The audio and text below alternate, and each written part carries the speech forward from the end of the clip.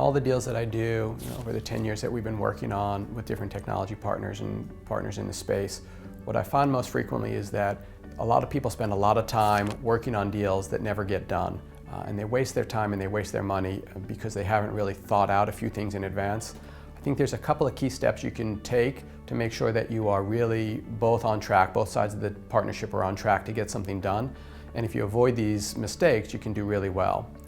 The first, I think, and the most important thing I always like to do is happens just after the selling. So you finish selling and you're just about to enter negotiations, and there's actually a critical window where you need to do a couple of things. The first thing is you need to openly discuss any friction points that may exist. The question I always ask my potential partners is, what am I not going to like about this deal? What am I not going to like about this contract? And I'm also open to tell them what are the things that I most frequently get pushback from on partners. Because what you do then is you're able to put those things on the table, work through them in a business manner, understand if any of them are going to be deal blockers or any of them are going to be fatal to the deal, and really get to consideration and get to consensus on that before you move to legal negotiations and contract red lines. The next thing that I think is really important is to understand that all of the implementation plans are really laid out.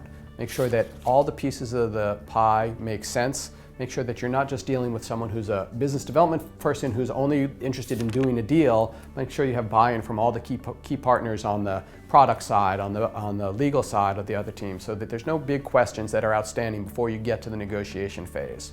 Once you get that, I think you're in the negotiation phase and you're really starting to talk a little bit more about how do we come to consensus, how do we come to agreement on some of the key issues that are out there. One of the biggest mistakes I see people make is that they inflate the risks associated with legal changes. Oftentimes you'll see this around indemnifications, liabilities, or warranties and representations. What you need to really do here is be careful. You need to understand that in the abstract, some of these things may sound like they're really risky or they may sound like big deals, and sometimes your lawyer or their lawyer may think they're a big deal.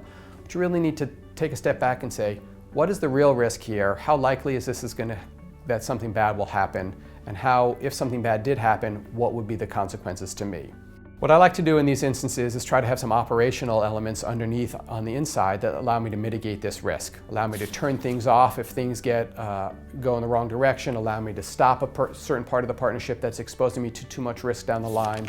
That really helps. So when you're negotiating a contract and you're trying to plan for all of the unforeseen, if you have some levers and switches you can pull on the back end that make it easy to mitigate your risk, you'll have a lot more freedom in the negotiation process. And the final thing that I see people doing very frequently is they try to get everything in writing. Try to have all the bits and pieces committed to in a contract.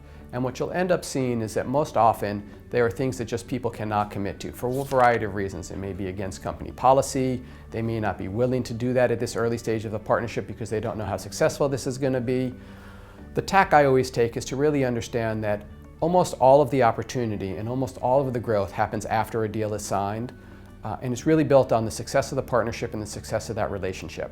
So you need to be able to just let go of certain things that people can't sign on to and know that if your partnership is successful, you'll be able to get those things in the long run anyway.